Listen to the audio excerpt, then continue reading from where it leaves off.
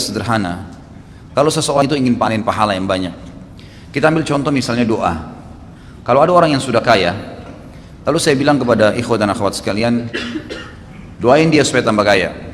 Atau ada orang pintar, saya bilang doain dia supaya tambah pintar. Ada orang punya kelebihan fisik, gagah atau cantik, saya katakan doain supaya dia tambah gagah, yang satunya tambah cantik. Kira-kira akan muncul pertanyaan apa dari antum kalau belum tahu? Antum akan mengatakan, untuk apa Ustaz? Orang sudah kaya didoain supaya kaya lagi untuk apa? Bukan lebih baik orang miskin yang didoain? Atau orang gagah dan cantik, atau orang yang pintar, bukankah lebih baik orang bodoh yang didoain supaya pintar? Atau orang yang memiliki kekurangan fisik dimintain dan doa sama Allah supaya jadi gagah dan cantik?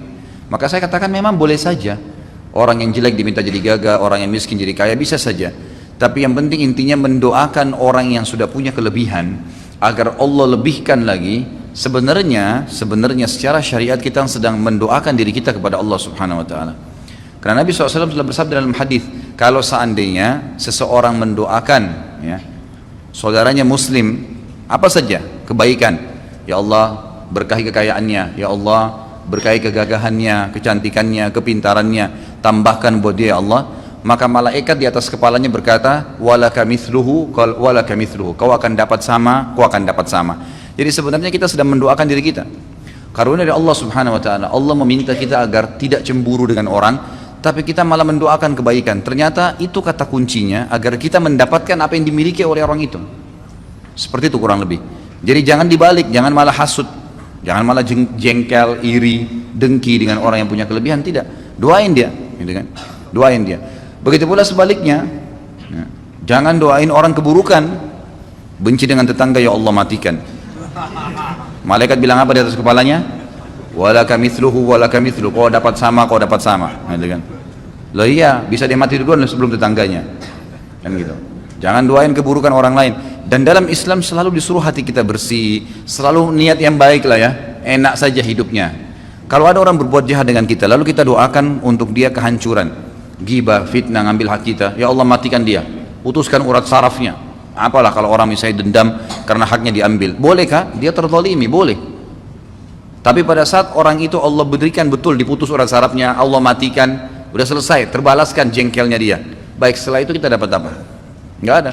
Belum tentu bahkan hak kita kembali dari dia. Tapi kalau orang berbuat jahat, kita katakan, ya Allah berikan dia hidayah, buka hatinya supaya dia merasakan iman, berikan dia ilmu-ilmu syar'i kepadanya. Mudah-mudahan dengan begitu ya Allah dia bisa mengembalikan hak-hak saya.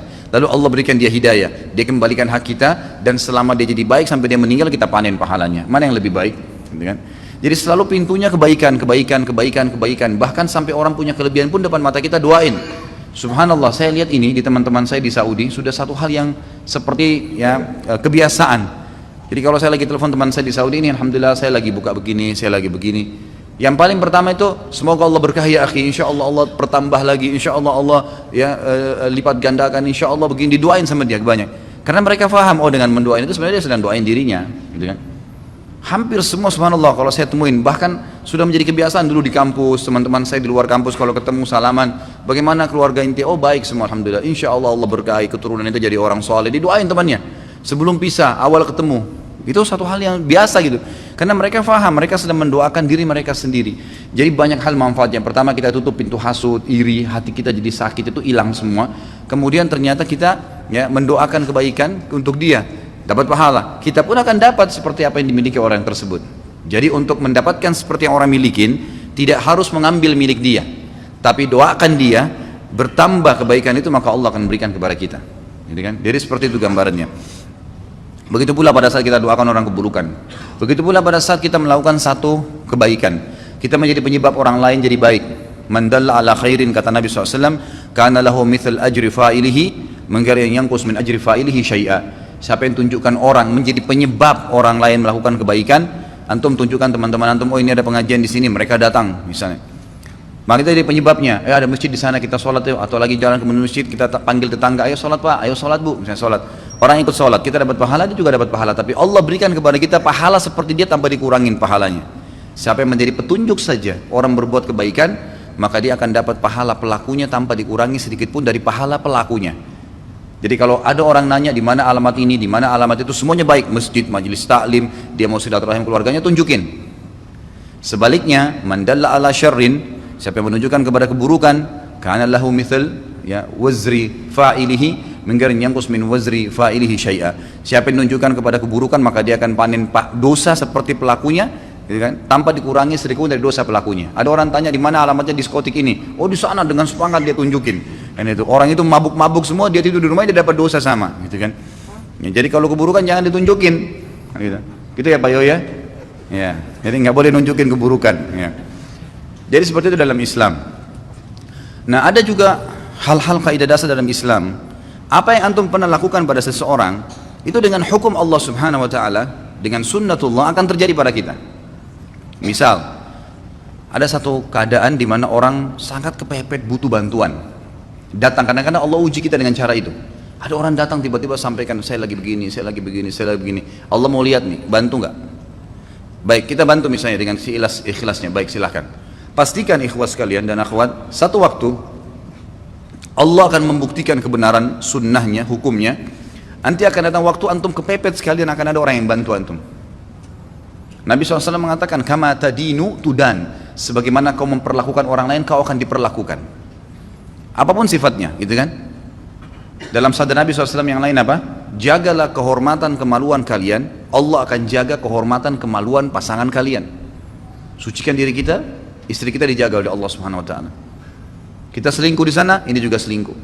Harus hati-hati. Nah, dan berbaktilah kepada kedua orang tua kalian. Allah akan membuat anak-anak kalian bakti dengan kalian. Kata kuncinya itu. Ternyata sebagaimana kita memperlakukan seseorang, apa yang kita lakukan, Allah akan balas dengan hal yang sama. Tadi itu contoh kebaikan, gitu kan? Menjaga kemaluan dari yang haram, bakti dengan orang tua, bersedekah, kebaikan-kebaikan yang kita kerjakan. Nanti akan datang waktu Allah buktikan tuh, kita butuh dan Allah bantu. Ada orang pernah utang, dia bilang saya nggak mampu bayar, ya sudahlah saya maafin. Pastikan satu waktu antum akan punya keadaan nanti di mana mungkin lagi belanja di toko orang, kalau antum nggak punya utang, udah nggak usah bayar, nggak apa-apa, digratisin. Itu akan datang, ya. Bagaimana Allah membuktikan bahwasanya kamu pernah berbuat baik ini, Allah akan balas. Ya, jazakallah khair. Kalau ada orang sebaliknya, kita berbuat keburukan, kita pernah mencemar namanya orang lain, kita pernah mengambil haknya orang lain, kita pernah iri dengan orang lain, maka pasti akan terjadi hal yang sama. Akan datang orang lain iri juga dengan dia. Akan datang satu waktu, mungkin bukan pada saat itu, tapi akan terjadi dalam kehidupannya. Allah akan buktikan itu. Siapa yang merusak namanya orang lain, seperti itu. Apa saja perilaku yang kita pernah kerjakan pada seseorang, baik atau buruk, akan terjadi hal yang sama. Hadis Nabi SAW tadi saya bilang, kama tadinu tudan, sebagaimana kau memperlakukan orang lain, kau akan dibalas hal yang sama. Dalam hadis yang lain dikatakan, al jaza min jinsil amal, balasan akan datang sesuai dengan perilaku atau perbuatan seseorang. Dan ini jelas sekali. Baik, Imam Az-Zahabi mengangkat hadis ya di sini, hadis riwayat Hakim ya, dengan sanad yang sahih dalam Kitabul Ilm. Dan juga ini Imam Az-Zahabi mensahihkannya. Man akala bi muslimin aklatan at'amahu Allahu biha aklatan min nari yaumal qiyamah. Barang siapa yang memakan harta seorang muslim, niscaya Allah akan memberinya makan disebabkan dari perbuatannya tadi dari api neraka pada hari kiamat. Wa man aqama bi muslimin maqama sum'atin, dan barang siapa yang meletakkan seorang muslim pada kedudukan sum'ah. Sum'ah itu memaksanya pada keadaan hanya dia malu, dipermalukan di depan umum. Ya. Akamahullahu yaumal qiyamati maqama riya'in wa sum'ah. Allah pun nanti akan meletakkan tadi si pelaku itu pada kedudukan riya dan sum'ah pada hari kiamat. Dia juga akan dipermalukan di hari kiamat. Dia juga akan diperlakukan pada hari kiamat. Wa man iktasa bi muslimin thawban kasahu Allahu thawban min narin yaumal qiyamah. Barang siapa yang memakai baju seorang muslim, mengambilnya bukan hak dia, maka Allah akan mengenakannya baju dari neraka pada hari kiamat. Riwayatkan Al-Hakim. Kata para ulama, ini adalah pelengkap daripada siksaan bagi seseorang yang tidak sempat taubat di dunia. Kalau di dunia akan datang kepada dia cobaan-cobaan tadi. Dia pernah mencuri, akan dicuri juga dari dia, gitu kan? Dia beli HP tapi uang curian, pasti HP-nya hilang, dicuri juga sama orang lain. Gitu kan? Seperti itu. Dia makan makanan haram, dia nggak sadar, dia pikir dia berhasil, ternyata perutnya akan jadi bermasalah dan sakit. Banyak hal yang datang di dunia. Itu dia taubat atau tidak taubat akan datang konsekuensi di dunia. Kalau dia tidak taubat, lebih berat lagi, karena di akhirat Allah akan berikan balasan yang setimpal dengan perbuatannya tadi. Dia merusak namanya orang lain, dirusak juga namanya hari kiamat, dipermalukan juga. Dia mau ngambil makan bajunya orang lain, dia juga akan diberikan baju dari api neraka hari kiamat. Jadi begitu terus. Ada contoh hadis waktu kita bahas tentang masalah minuman keras, bab khamr, minuman keras haram, dosa besar awal-awal ya. Apa kata Nabi SAW? Siapa yang minum khamr di dunia, tidak sempat taubat sebelum meninggal, dia tidak akan meminumnya di akhirat. Balasannya ada, gitu kan? Kenapa dikatakan di akhirat? Karena di surga itu ada 4 sungai. Dalam surah Muhammad disebutkan. Salah satunya adalah sungai khamr. Sungai khamr, memang arak itu ada sungainya, tapi tidak memabukkan lagi di surga. Bahkan Allah SWT mengatakan wa khamrin ladzatin lisyaribin, dan khamr di surga nanti itu sangat lezat untuk diminum, gitu kan? Di sini sabda Nabi SAW, siapa yang minum khamr di dunia, dia tidak akan meminumnya di akhirat. Larangan Allah dilanggar sama dia, dia tidak sempat taubat sebelum meninggal, walaupun masuk surga kata ulama, di surga dia nggak minum. Dapat fasilitas yang semuanya yang ada, tapi yang ini tidak boleh, dia terharamkan. Mirip juga hadis yang sama, kata Nabi SAW tentang sutra dan emas bagi laki-laki kan. Waktu beliau angkat sutra dan emas, beliau mengatakan inna hadani haramun ala dzukuri ummati. Dua benda ini haram bagi laki-laki umatku. Lalu beliau mengatakan bagi laki-laki siapa yang memakainya di dunia, emas dan sutra tadi, maka dia tidak akan memakainya di akhirat. Maksudnya kalau dia meninggal tidak sempat tobat di dunia, maka dia terharamkan dari baju sutra di surga, dan juga dia tidak bisa menggunakan perhiasan dari emas yang memang dasarnya tembok-tembok rumahnya orang istana surga itu dari emas. Dia akan kehilangan masalah itu. Jadi begitulah sunnatullah yang harus difahamin, bahwasanya ada sebuah sistem yang pasti akan datang. Kalau kita faham ikhwan dan akhwat sekalian, setiap kali kita mau mengeluarkan satu kalimat ghibah atau fitnah, akan datang hukuman yang sama kepada kita. Pastikan antum tidak akan mau buat dosa itu. Kita nggak bakal mau, karena kita orang yang berani mau melakukan satu perbuatan itu karena dia tidak punya ilmu bahwasanya ini akan terjadi balasan kepada dia yang setimpal. Enggak. Tapi kalau dia faham, dia nggak bakal lakukan. Kita tidak akan ghibah, tidak akan ngambil barangnya orang, tidak akan melakukan perbuatan apapun yang berhubungan dengan mereka. Karena saya pernah jelaskan ada 2 dosa ya. Ada dosa yang merupakan hakullah dan ada hakku adami. Ada haknya Allah, sholat, ya, puasa, itu haknya Allah Subhanahu Wa Taala. Artinya kalau antum taubat, Allah terima, udah dimaafin sama Allah, nggak ada hubungan sama manusia. Tapi yang sedang kita bahas ini adalah dosa yang kedua, hakku adami, hubungan dengan manusia, hubungan dengan makhluk, gitu kan? Nah ini kalau antum buat dosa ghibah misalnya, harus taubat kepada Allah dan harus minta maaf, perbaikin hubungan dengan dia. Nah ini yang berhubungan dengan manusia ini nggak bisa. Antum kalau yakin sentuh sedikit saja bukan barang antum, satu waktu barang antum juga akan disentuh. Bahaya sekali itu. Ya. Dalam masalah rumah tangga, sekali berbuat yang haram, terbuka pintu buat keluarga kita itu. Kecuali Allah SWT selamatkan, gitu kan? Maka kalau orang tahu pada saat dia berzina, ternyata terbuka pintu bahaya buat istrinya di rumah, dia nggak berani zina itu. Karena dia seperti buka rumahnya itu sebenarnya. Kan gitu. Kama tadinu tudan, sebagaimana kau melakukan, perlakukan orang lain, kau akan diperlakukan. Bukankah seorang sahabat datang kepada Nabi SAW mengatakan, ya Rasulullah, saya siap jalankan semua syariat kecuali satu, izinkan saya berzina. Itu aja, saya nggak bisa tahan fitnah perempuan. Nabi SAW menghadap ke wajahnya berkata, kau mau nggak kalau ibumu dizinai orang lain? Dia bilang tidak ya Rasulullah.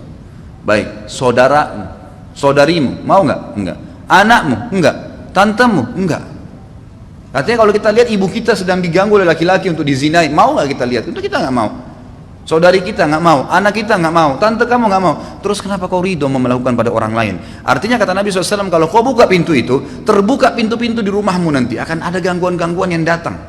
Kalau orang faham ini, dia tidak akan berani melakukan kesalahan itu.